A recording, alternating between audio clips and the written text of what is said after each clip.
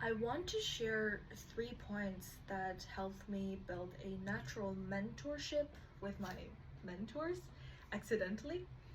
I've been thinking about how, first, is how grateful I'm able to meet those person and how wonderful the conversations have been, but also how what it is that we did right to make it work. First is you have to know their past. Second is they have to know your situation. It doesn't have to be as detailed as the first point. Third is one of you have to helped the other. Now let me explain. First is if they trust you enough to share with you their past, which is their secret of getting to where they are, it means that first you have good listening skills and some kind of wisdom for them to be like, okay, this kid is still educatable.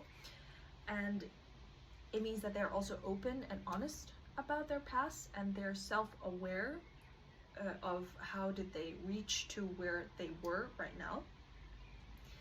There's also trust in this process, because otherwise you wouldn't share to a random people that is even younger than you your past, right?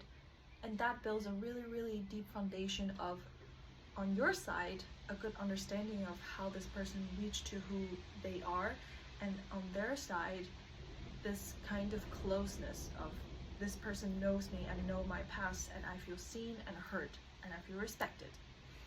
Second is they have to know your situation, because they have to know a little bit of what's your strengths, what is your struggle, what is it that you really, really need help on, to actually help you, because they may have a lot of resource, but they wouldn't necessarily know, especially when they have a busy life, when they have their kids, their career, their own life, and they're less energy than you, of course, if they're older.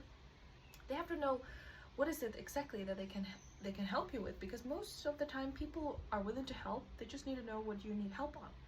And the third point is doing someone a favor. Actually, that is a better expression, because that, I think, psychologically means that I'm invested in this person because I've helped that person before. So I, in a way, want to make that person succeed.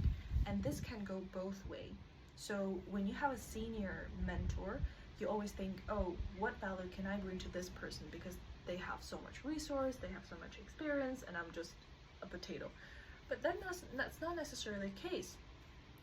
Anyone can find something that they're better than everyone else almost in the world that they can provide value on.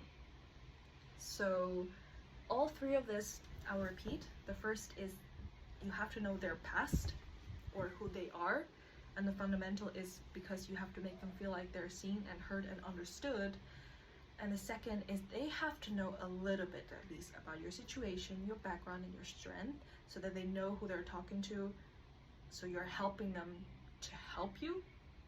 And the third is doing each other a favor. I believe that's how it worked for me, for at least 3 people that I'm gratefully calling my mentor right now. And it doesn't have to be single way, it can be both ways sometimes. That's the pattern that I observe. Let me know what you think, and do you actually believe in this mentor thing? Share with me your experience.